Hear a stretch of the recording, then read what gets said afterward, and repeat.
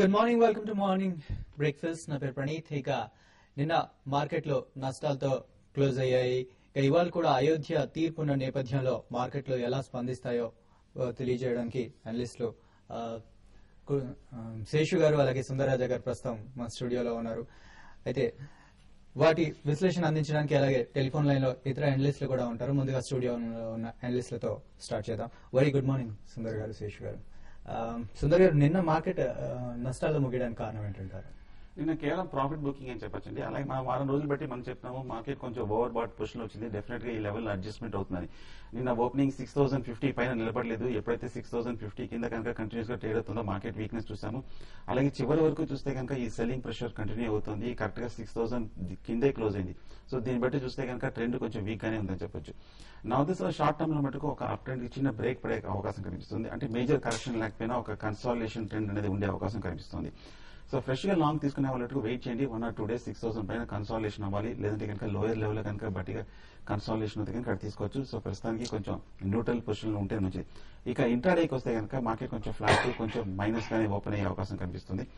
6000 కిందే కనుక ఉంటే కనుక షార్ట్ పొజిషన్ తీసుకోవచ్చు. అలాగే 5980 కింద కనుక ఫర్దర్ గా ట్రేడ్ అవుతే కనుక షార్ట్ పొజిషన్ తీసుకుని ఒక 5950 దగ్గర టార్గెట్ తోటి క్లోజ్ చేయొచ్చు.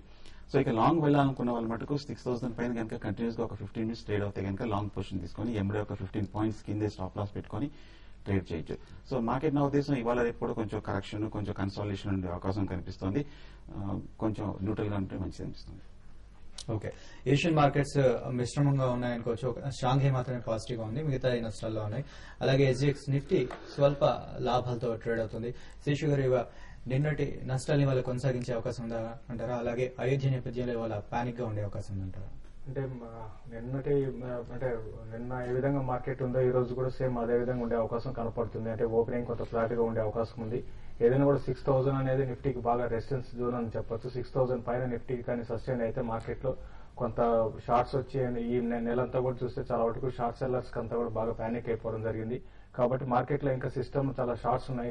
ఎగ్జాంపుల్ చెప్పాలంటే నెక్స్ట్ మంత్ ఫ్యూచర్స్ ఇంకా 35-40 పాయింట్స్ ప్రీమియం లో ఉంది. ఇంత హ్యూజ్ షార్ట్స్ మార్కెట్ లో బిల్డ్ అయ్యాయి కాబట్టి మార్కెట్ లో ఏమాత్రం కొంత పాజిటివ్ న్యూస్ కానీ ఏదైనా గ్లోబల్ మార్కెట్స్ పరంగా కానీ లేకపోతే అయోధ్య ఇష్యూలో ఏమైనా కొంత పాజిటివ్ గానీ వచ్చిందంటే మాత్రం మార్కెట్ లో బాగా పాజిటివ్ గా తీసుకునే అవకాశం ఉంది. లేదంటే మాత్రం మార్కెట్ కన్సాలిడేషన్ లో ఉంటుంది. కన్సాలిడేషన్ అయ్యే అవకాశం ఎక్కువ కనపడుతుంది ఈ లెవెల్స్ లో. నిఫ్టీకి 6050 అనేది రెసిస్టెన్స్ చెప్పొచ్చు. దాటితేనే మళ్ళీ ఫ్రెష్ అప్ అయిన ఉంటుంది. దాని క్రాస్ చేయనంత కాలం కూడా మార్కెట్ కన్సాలిడేషన్ ఉంటే ఒక 100 పాయింట్స్ రేంజ్ లో కొనసాగే అవకాశం ఉంది. ఒకవేళ 5950 బిలో బ్రేక్ అయిందంటే మాత్రం market short term down trend గా మనం అనుకోవచ్చు. కాబట్టి ఏంటంటే ఏదైనా కూడా ఏంటంటే మార్కెట్ ఈవెంట్స్ ఉన్నాయి కాబట్టి నెక్స్ట్ మంత్ క్వార్టర్ రిజల్ట్ ఉన్నాయి. ఇవన్నీ ఉండడం వల్ల అంటే మార్కెట్ కొంత సైడ్ వేస్ లో ఉంటుంది. తర్వాత నిన్న మార్కెట్ చూస్తే మనకి ల్యాక్ ఆఫ్ ఫ్రెష్ బయింగ్ అనేది మార్కెట్ పడడం జరిగింది. అంతేగాని ప్యానిక్ సెల్లింగ్ అనేది మార్కెట్ లో కనపడలేదు. ఈ లెవెల్స్ లో కొత్తగా ఇన్వెస్ట్ చేసే వాళ్ళు కొంత టైం కొంత ఆగాలనుకోవడం కారణము. ఇంకోటి ఏంటంటే ఈవెంట్స్ ఉన్నాయి, తర్వాత అయోధ్య ఇష్యూ ఏమవుతుందో అనే ఒక ఫియర్ కూడా ఉంది. కాబట్టి ఏంటంటే ఎవరు కూడా ఫ్రెష్ బయింగ్ అనేది మార్కెట్ రావట్లేదు. కాబట్టి ఏంటంటే మార్కెట్ లో నిన్న హై నుంచి బాగా కరెక్ట్ కావడం జరిగింది. నేను కూడా ఈ రోజు కూడా ఫ్లాట్ గా ఉంటూ స్టాక్ స్పెసిఫైడ్ యాక్షన్ మార్కెట్ లో ఎక్కువ కొనసాగే అవకాశం కనపడుతుంది. ఓకే, ఇప్పుడు ఫస్ట్ కాలర్ మనకి శ్రీనివాసులు గారు అనంతపురం నుంచి లైన్ లో ఉన్నారు, వారితో మాట్లాడదాం. హలో సార్, నమస్తే. Good morning sir. Good morning అండి, చెప్పండి సార్. ఇది ఇండోటెక్ ట్రాన్స్ఫార్మ్ వచ్చేది 300 రూపీస్ లో తీసుకోండి సార్. సారీ, అది ఇప్పుడు ఉండాలన్నా ఎగ్జిట్ కావాలన్నా కొద్దిగా చెప్పండి. మీరు టీవీ మ్యూట్ లో పెట్టేసి చెప్పండి, మళ్ళీ ఒకసారి స్టాక్ రిపీట్ చేయండి. ఇండోటెక్ ట్రాన్స్ఫార్మ్ సార్ 300 రూపీస్ లో తీసుకోండి సార్. అది ఇండోటెక్ 300 రూపీస్ లో. ఇండోటెక్ ట్రాన్స్ఫర్ చూస్తే కనుక కంటిన్యూస్ గా 245 రూపీస్ దగ్గర ట్రేడ్ అవుతుందండి. నా ఉద్దేశంలో ఫండమెంటల్ గా అయితే చూస్తే కనుక ఈ కంపెనీలో ఈక్విటీ కూడా చాలా తక్కువే. సో పెద్ద పైప్లైన్స్ అవసరం లేదు. కాకపోతే లాస్ట్ 5 years గా చూస్తే కనుక నెట్ ప్రాఫిట్స్ కంటిన్యూస్ గా పడిపోతూ వస్తుంది. సో పెర్ఫార్మెన్స్ అయితే ఈ పవర్ ట్రాన్స్మిషన్ కంపెనీకి అంత పాజిటివ్ గా లేదు. అన్లెస్ ఈ క్వార్టర్ రిజల్ట్ కనుక పాజిటివ్ గా వస్తేనే ఈ స్టాక్ ఉంచుకోవడం మంచిది. అలాగే టెక్నికల్ గా చూస్తే కనుక లాస్ట్ 3 months గా మార్కెట్ లో ఏమాత్రం పార్టిసిపేట్ చేయలేదు. 360 నుంచి 380 నుంచి కంటిన్యూస్ గా 240 వరకు పట్టడం జరిగింది. హైలీ అండర్ పర్ఫార్మింగ్ స్టాక్ గా చూడొచ్చు. ఇన్ని రోజులు వెయిట్ చేసే కాబట్టి కరెక్ట్ గా 240 లాంగ్ టర్మ్ సపోర్ట్ దగ్గరే ఉన్నాం.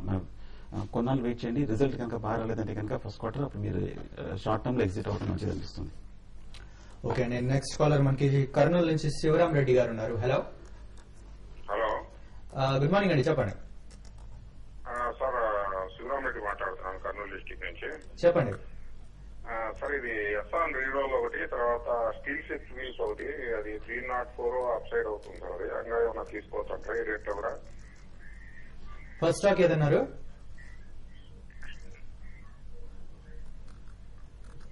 హలో సార్ శివరామ్ రెడ్డి గారు, ఫస్ట్ స్టాక్ ఏదన్నారు? ఎస్ఆన్ reroll sir, EASUM.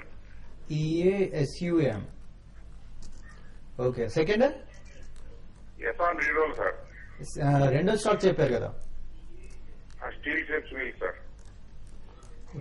Steel strips wheel. Okay, steel strip wheels. Steel strip wheels strips wheel sir. Okay okay అండి.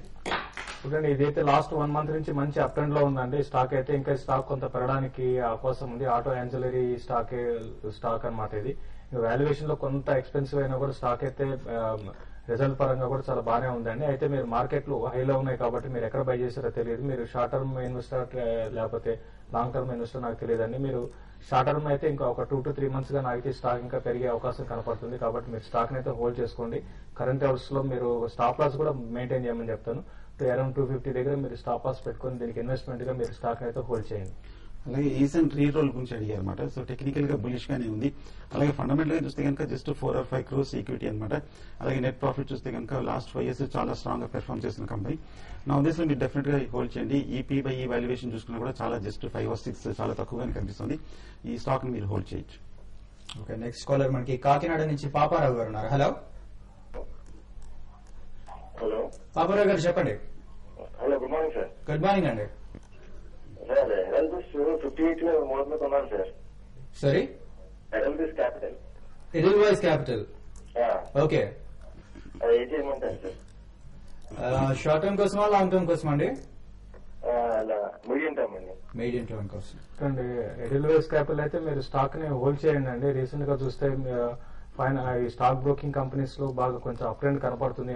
మరీ ముఖ్యంగా చూడాలంటే మార్కెట్లు వాల్యూమ్స్ చూస్తే 1,80,000 1,50,000 crores పర్ డే అవుతున్నాయి. సో ఇటువంటి పరిస్థితులు ఏంటంటే బ్రోకింగ్ కంపెనీస్ అన్ని కూడా ఇన్ని రోజులు బ్రోకింగ్ కంపెనీస్ మార్జిన్స్ బాగా పడిపోయి దానివల్ల ఏంటంటే స్టాక్ లో ఫ్రెష్ బయింగ్ అనేది లేదు.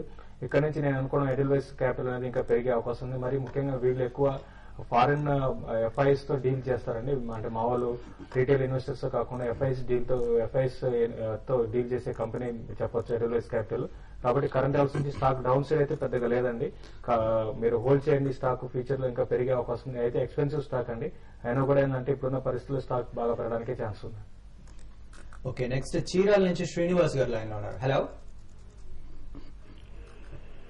హలో హలో శ్రీనివాస్ గారు, చెప్పండి. సార్ నమస్తే శేషు గారు. నమస్కారం. మ్యాన్ ఇండస్ట్రీస్ నిన్నటి రోజున ఏదో ప్రకటించింది. అది చైర్మన్ మేనేజింగ్ డైరెక్టర్ సస్పెండ్ చేసినట్లు, ఏదో ఇన్సైడర్ ట్రేడింగ్ పాల్పడినట్లు నిన్న 9% కరెక్షన్ తీసుకుంది. ఇది టెక్నికల్ కరెక్షన్ అంటారా లేకపోతే ఫండమెంటల్ గా తేడా ఉందంటారా స్టాక్ కి? మీరు చేయమంటారా సరి చేయమంటారా? చూడండి, మ్యాన్ ఇండస్ట్రీస్ అయితే ఒకప్పుడు చూస్తే చాలా కంపెనీ అయితే చాలా స్ట్రాంగ్ కంపెనీ అని చెప్పొచ్చు అండి. అండ్ ఫండమెంటల్ పరంగా చాలా స్ట్రాంగ్ కంపెనీ.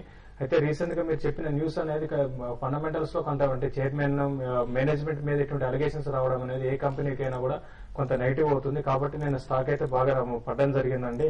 మీరు కరెంట్ లెవెల్స్ లో మీరు కొంతకాలం హోల్డ్ చేయండి. మార్కెట్ ఇది కూడా చెప్పాలంటే 52 మీ వీక్ హై దగ్గర ఉంది. అంటే నిన్ననే కరెక్ట్ అవడం జరిగింది. ఆల్రెడీ మీరు ప్రాఫిట్ లో ఉంటే మాత్రం నా ఉద్దేశం ప్రకారం ఒకసారి మీరు ఎగ్జిట్ కండి. లేదంటే మాత్రం కొంతకాలం మీరు హోల్డ్ చేయండి. మళ్ళీ స్టాక్ కొంత కిందకు వచ్చినా కూడా మళ్ళీ బౌన్స్ రీబౌండ్ కావడానికి అవకాశం ఉంది. అట్ ద సేమ్ టైం మీరు ఆ న్యూస్ ని కూడా మీరు ట్రాక్ చేయండి. అలాగే లాస్ట్ వీకే మన కంపెనీ దగ్గర నుంచి ఒక $12 billion వచ్చినట్టుగా గెయిల్ దగ్గర నుంచి మిగతా కంపెనీస్ దగ్గర నుంచి పాజిటివ్ న్యూస్ వచ్చిందండి. నెగిటివ్ గా ఇంకా కనిపించలేదు. మీరు హోల్డ్ చేయొచ్చు. అలాగే శ్రీనివాస్ గారు, ఇలాంటి వార్తలు వచ్చినప్పుడు న్యూస్ బేస్డ్ గా మా ఇవి స్టాక్స్ పెరగడం కానీ జరుగుతుంటాయండి. ఫండమెంటల్స్ కి టెక్నికల్స్ కి పెద్దగా సంబంధం ఉండదు వీటికి. ఇప్పుడు షార్ట్ బ్రేక్ తీసుకుందాం. బ్రేక్ తర్వాత మరిన్ని కాల్స్ చూద్దాం.